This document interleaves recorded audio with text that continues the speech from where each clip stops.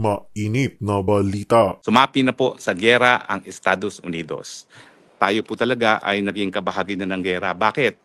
Kasi nga po, itong si Marcos Jr., dahil gusto niyang suportahan siya ng Amerika, binigay ang teritoryo natin para gamitin ng mga Amerikano. Meron po tayong siyam na mga military camps na ginagamit ngayon ng Amerikano. Bagamat tayo po ay hindi nagpaputok sa Iran, pwede na po tayong targetin ng kalaban ng Amerika ngayon na Iran dahil, yun nga po sa international law, ang bansa na nagpagamit ng kanyang teritoryo sa isang pamamaraan na nakakasira sa iba ay meron ding liability under international law. Nang sinasabi ko po kanina, ayan po, sumapi na po sa giyera ang Estados Unidos. Nung 3 araw na nakakalipas ay ang Israel po ay umatake sa Iran. Yan po ay labag sa international law dahil wala naman po silang ongoing na putukan. Yan po ay tinatawag na krimen ng aggression o yung pagsisimula ng giyera, paggamit ng dahas. No? Dahil ang dahas ay ginagamit lamang by way of self-defense o di naman kaya kapag authorized ng UN Security Council sa Chapter 7. Pero matapos po na binomba ng Israel ang Iran, abay, hindi pa nakakaganti ang Iran, hindi pa nakaka-self-defense ang Iran, ang Amerika naman po ng bomba. At di umano, binomba ng Amerika ay 3 lugar kung saan di umano gumagawa daw ng nuclear bombs ang Iran. Una-una po linawin natin, ano ba ang estado ng batas? Ang estado ng batas ay makikita natin sa UN Charter. At sabi po ng UN Charter, ang paggamit ng dahas ay illegal. 2 pamamaraan lang ang pwedeng na gamitan ng dahas at yun nga po kapag ikaw inatake by way of self-defense at saka when authorized by the Security Council. Pero yung paggagamit mong dahas, yan po ay pinagbabawal sa international law at ito po yung krimen na tinatawag na aggression. No? Yan po ay isang krimen na naunang nalitis ang mga Nazi nung pangalawang pandaigdigang digmaan at ngayon po ay yan po ay pinaparusahan din bilang isang krimen sa Rome Statute ng ICC, yung pagsimula ng giyera. So dahil alam naman po natin ang sitwasyon, talagang ang Israel po ngayon at ang Amerika ay guilty sa pagsisimula ng giyera, the crime of aggression, dahil sila po ay gumagamit ng pinagbabawal na dahas. Ano ba ang dapat ginagamit ng mga bansa sa kanilang relasyon sa ibang bansa? Kinakailangan po mapapayapang mga pamamaraan lamang. Nandiyan ang diplomasya, nandiyan ang mediation, nandiyan ang conciliation, nandiyan ang arbitration, nandiyan ang judicial recourse. No? Pero siyempre wala pong substitute ang diplomasya. Now, ang sinasabi ng kaparehong Israel at ng Amerika ay meron daw ginagawang nuclear weapons ang Iran. Pero alam niyo po, meron naman tayong tinatawag na International Atomic Energy Authority, IAEA, at sila po yung nagpapatupad ng tinatawag na Non-Proliferation Treaty. Bawal po kasi sa mga bansa na wala pang nuclear weapons na mag-develop ng nuclear weapons, no? At regular naman po inspeksyon na ginagawa ng IAEA at wala naman pong report ang IAEA, napanood ko po kahapon dun sa report ng IAEA sa Security Council, na talagang merong mga ebidensya na gumagawa ng nuclear weapons ang Iran. So ulitin ko po, no?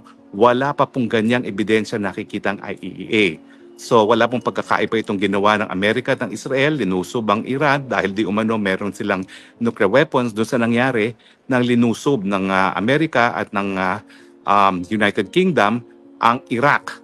Kung naalala nyo, dalang sinasabi nila si Saddam Hussein daw ay merong chemical weapons na weapons of mass destruction. Pero years later, nalaman natin na kasinungalingan pala yun, itong si Tony Blair at saka yung presidente ng Amerika din were lying to the respective people. No? So ngayon, wala pa pong ebidensya na nakakalap ang IAEA na merong ganyang nuclear weapons na dinidevelop ang Iran, bagamat sila po ay nambomba na ng Iran. Now, siyempre, na-discuss na natin anong epekto natin dito sa gerang ito. No? 90% po ng ating mga inaangkat na gasolina at langis ay nanggagaling po sa gitnang silangan. Siyempre, pag nagyera po dyan, tataas ang presyo ng langis at gasolina, apektadong lahat, tataas ang presyo ng lahat. Dahil halos lahat po ng ating mga produktong ginagamit sa pang-araw-araw ng buhay ay nangangailangan ng gasolina. Pagkain, siyempre yung transportation cost, no? Yung ating pamasahe dahil yung ating papunta sa opisina at papunta at pabalik sa bahay, no? At sa mga magsasaka, yung fertilizers, ang fertilizers po at saka ang pataba, yan po ay petroleum based pa rin, no? So lahat po ng aspeto ng ating buhay maapektuhan dito sa gerang ito. Now, meron po kasi isang strait na dinadaanan ng mga shipment ng langis na sinarado na ngayon ng Iran. kapag sinarado yung strait pong yan, walang makakalabas na supply ng oil, no, na sa ating pinag-aangkatan, no. So ngayon, ang problema po, hindi lang mamahal ang presyo ng gasolina at saka ng langis dahil nga po doon sa mas mataas na transportation cost dahil baka hindi na maglalayag ang mga oil tankers na yan, kung hindi magbabayad ng napakataas na insurance, kung hindi baka wala na silang madadaanan. Kung hindi po ako nagkakamali, check ko lang po kung ano talaga yung pangalan ng strait na yon, no? Kung hindi ako nagkakamali po, yung parang Strait of Hormuz ba yun? Sandali, baka ako magkamali, baka sabihin yung fake news ako, no? So, pine-verify ko naman po kay Mr. Google kung ano yung strait na isinarado ng Iran, no? So, i-type natin ngayon, strait closed by Iran. So, ito pong strait na ito, unfortunately, yan po yung pinagdadaanan ng ating mga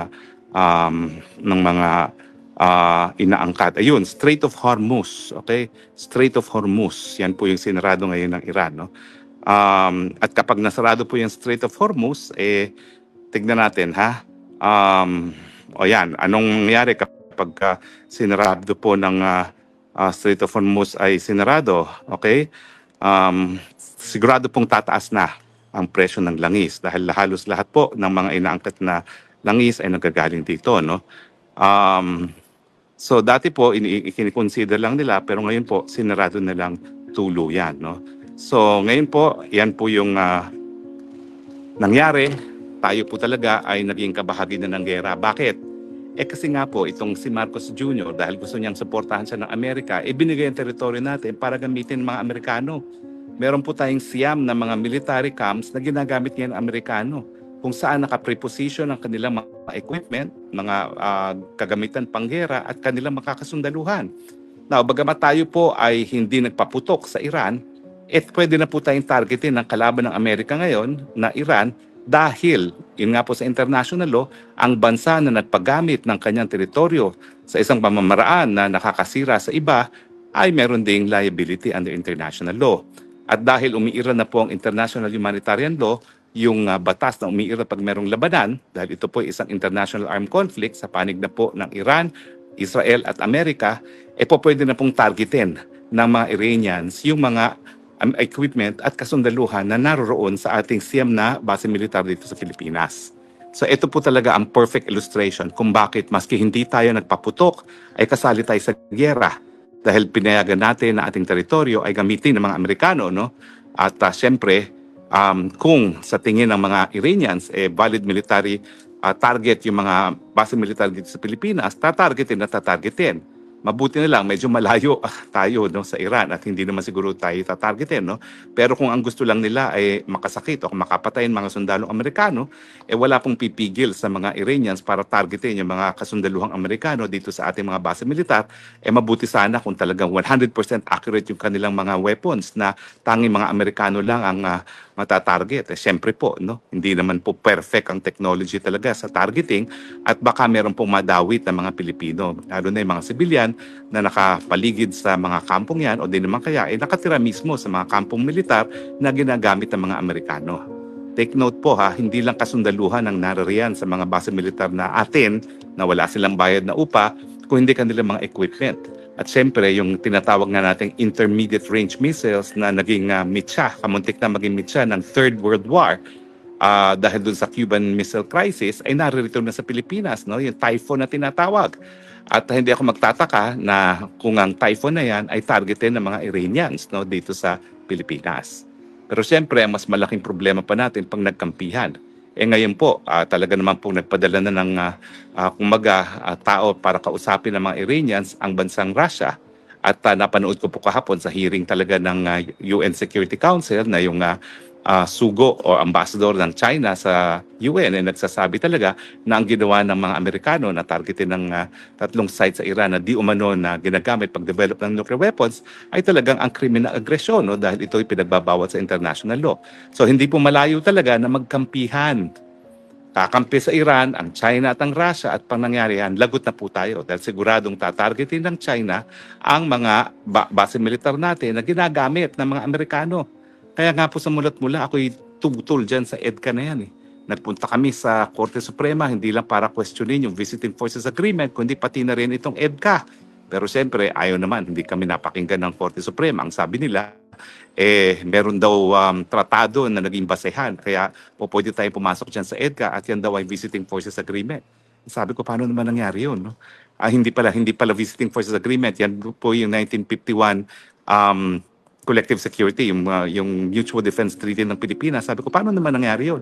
Yung EDCA, bagong-bago, yung Mutual Defense Treaty, 1951 pa. So talagang hindi naman tugma yung kondisyon ng 1951 sa kondisyon ngayon, no? Kasi ngayon, hindi na usong pagkakaroon ng base militar. Ang kinakailangan lang talaga ng mga Amerikano, magkaroon ng access sa mga base militar kasi mas mura. At saka nandiyan na, gumagana, wala na silang gagawin. Lalagay na lang nila yung kanilang mga missiles at kanilang mga kasundaluhan. Voila, ayan na, meron silang instant military base. So ngayon po, sa ayat sa gusto natin, tayo po ay kasapi na sa isang gyera. Matapos po ang pangalawang pandaigdigan digmaan, matapos po ang Vietnam War kung saan ginamit din nila ang Clark Air Base at Subic Air Base para girahin ng Vietnam, kasapi na naman po tayo sa gyera na wala tayong kinalaman. Dahil itong si Junior, dahil kinakailangan niya suporta ng mga Amerikano, ay pinagamit mas marami pang mga base militar, dagdag pa doon sa mga naunang base militar na pinagamit ni Noynoy Aquino. Di ba ho, talaga namang it's an irony of history na yung dalawang di umano na matinding magkalabang presidente, Aquino at saka Marcos, ang siyang dahilan kung bakit tayo ngayon ay nakakaladkad, no? Sa isang giyera na wala naman tayong kinalaman. Ano naman kinalaman natin dito sa giyera sa panig ng Iran at ng Israel? Ang alam lang natin, illegal ang ginagawa ng Israel at Amerika dahil tinarget nila ang Iran na pinagbabawal sa international law, no?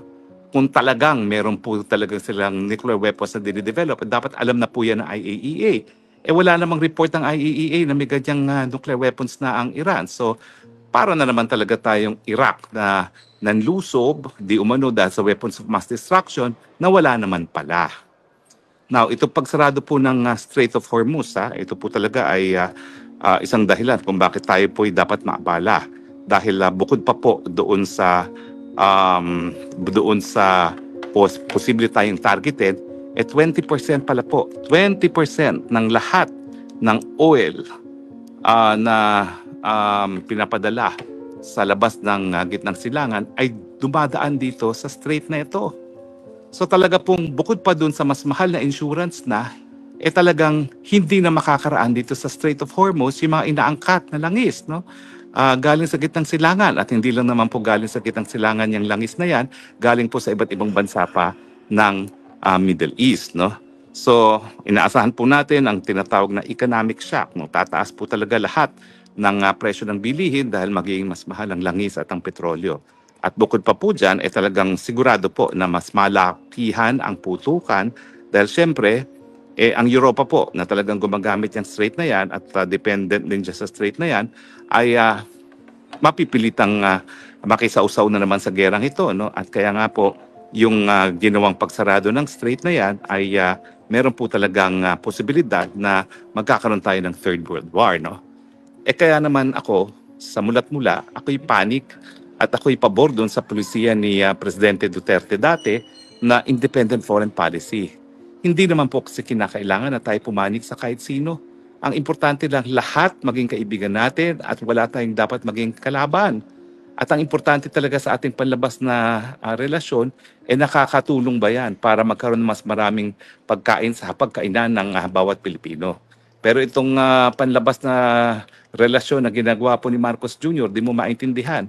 Ang kanyang tanging konsiderasyon, kung ito'y mapapalapit sa kanya sa mga namumuno sa Amerika, dahil alam niya na importante yung suporta ng Amerika para siya'y manatili sa kapangyarihan, miski siya ay pinagdududahan na vangag. At siyempre, wala naman pong matinong mga tao sa buong mundo nito na mag-a-approve na ang isang leader ng isang bansa ay vangag. Kaya nga po, ayan, sinasabi natin na ang mga desisyong mali ng isang tao na posibleng wala sa tamang pag-iisip ay nakakaapekto sa pang-araw-araw na buhay ng ating mga mamamayan dahil anytime pwedeng matarget ang ating mga mamamayan doon sa mga base militar na pinagamit natin sa Amerika at ngayon tayo nagbabayad ng mas mahal na presyo ng petrolyo dahil nga dito sa illegal na giyera na sinimulan ng Israel at saka ng Amerika. Pero ano ba ho? Merong solusyon. Meron ba ho tayong solusyon? Nahulog ang aking telepono. Sorry na po. Walang solusyon talaga para ang lahat ng mga bansa, kasama na po ang Israel at ang Estados Unidos, bagamat sila ngayon ang pinakamalakas at makapangyarihang bansa sa daigdig, ay sumunod sa batas na internasyonal. Ang sinasabi po talaga, lahat ng mga sigalot sa daigdig dapat ma-settle, maayos sa mga mapayapang mga pamamaraan. Alam nyo, ang problema kasi sa Amerika, hindi pa sila nakakatikim na gera kung saan ang teritoryo nilang mainland ay talagang inatake. Ang malapit na teritoryo nila na naatake ay yung World War II dahil nga dun sa Pearl Harbor. Pero yung continental America, hindi talaga nakakatikim ng pagkakaatake. Wag sila ngayong magugulat kung for the first time, baka sila maatake ng Iran dahil hindi natin alam kung ano talaga hawak ng Iran, no? Sa panahon po ngayon na merong mga tinatawag na intercontinental ballistic missiles, talagang po pwede na pong bumiyahe ang mga nuclear weapons talaga, no? All throughout, no? At makarating sa Amerika nang hindi na i-intercept, no? Dyan nga po sa Israel, yung tinatawag nilang Golden Dome. Ito po isang teknolohiya kung saan napipigil nila ang pagpasok na kahit anong missiles, no? Lalong-lalo na dun sa nanggagaling sa mga karatig bansa ng Israel sa gitnang silangan, napipigil nilang pagpasok. Pero lately, nakakakita na tayo ng mga imahe na bumabagsak na sa teritoryo ng Israel itong mga missiles na linunsad all the way from Iran. So actually, kung ang mga Amerikano sa tingin nila hindi sila dapat maabala dahil malayo naman sila dun sa putukan, think again. Dahil sa panahon po ng intercontinental ballistic missiles, napakadali na pong marating ng Amerika. Uulitin ko po Marcos Jr., kung ikaw ay wala sa tamang pag-iisip para maggawa ng mga hakbang sa pagpaplano kung anong mangyayari sa atin, lalong-lalo na dito sa katotohanan na talagang baka maging quadruple o 4 na beses na mas mahal pa ang presyo ng langis sa atin. Kung may makukuha tayong langis, siguro dapat either mag-resign ka o mag-leave ka, ibigay mo na muna kay Inday Sara Duterte. Kasi sa panahon na talagang pinakamatinding pagsubok itong dadaanan natin dahil itong giyera ay hindi biro-biro, dapat naman sapat ang pag-iisip ng ating mamumuno. At tingin ko, bagamat napakahirap humanap ng solusyon, no, dahil wala naman talaga tayong tanging yaman na langis, at least nga, kapag tama ang pag-iisip, may mga tamang hakbang na po pwedeng magawa at siyempre, merong inspirasyon at kumpiyansa na ibinibigay sa taong bayan na malalampasan natin ang pagsubok nito kung nasa tamang pag-iisip ang namumuno. Kaya nga ulitin ko po, kung ikay tunay na nagmamahal sa bayan, isipin mo na lang na pati ang ama mo naman minahal ang bayan, sige na, either mag-resign ka na o di naman kaya mag-leave of absence ka na, magparehab ka kung kinakailangan at ibigay mo na muna panandalian ang reign of power kay Inday Sara. Anong dapat gawin ni Inday Sara? Ulitin ko po, una muna masiguro na may supply tayo. Kumuha na tayo ng supply dun sa mga non-traditional suppliers natin. Russia ang number 1 kasi ang teritoryo ng Russia malayo naman sa putukan. Amerika, bagamat napakalayo ng Amerika at saka Canada, dapat makipag-usap na tayo. At bagamat napakalayo, Venezuela, no? Venezuela isa sa pinakamalaki ng oil reserves. Never tayo nag-angkat dyan dahil malayo, mahal. Pero dahil mahal naman talaga ang magiging presyo na ng langis at petrolyo, might as well kumuha na. At dahil yung mga kontratang po yan hindi naman pwedeng ura-urada, ngayon pa lang dapat nagpapadala na tayo ng mga sugo para makipag-usap sa mga bansang ito. Bukod pa dun sa alternative suppliers ng langis, no, kinakailangan maghanda na rin tayo ng mga ayuda. So dapat meron talagang political will ang ating namumuno na itigil muna yung korupsyon, lalo na ng mga senatongs at mga congressmen, no? Na kung ano yung pera ng kaban ng bayan, ibuhos na muna sa ayuda dahil talagang kinakailangan tayo magbigay ng ayuda dahil tataas ang presyo ng lahat po. At kapag gutom ang taong bayan, talaga namang yan pong garantya na sila'y mag-aalsa, no? At talagang pwedeng patalsikin ng gobyerno.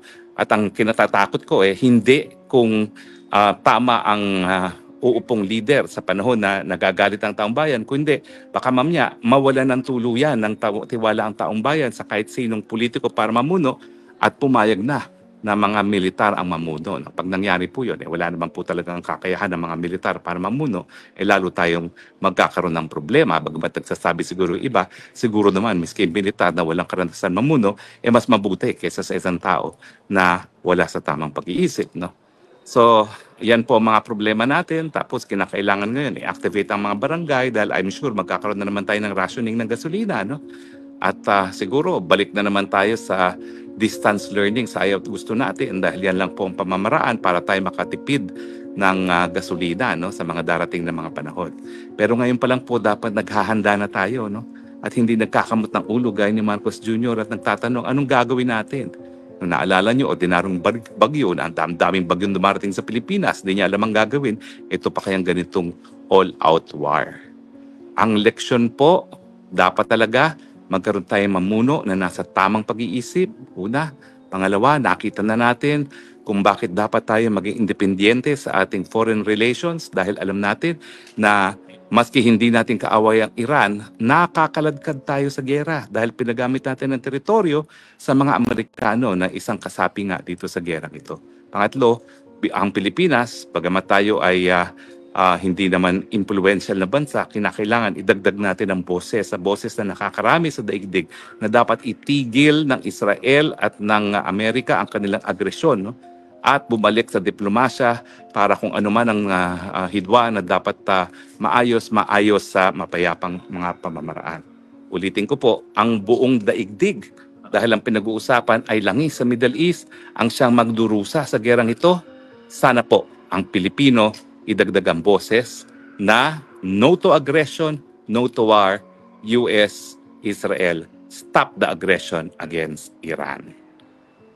At sana bumalik ang kapayapaan sa buong mundo.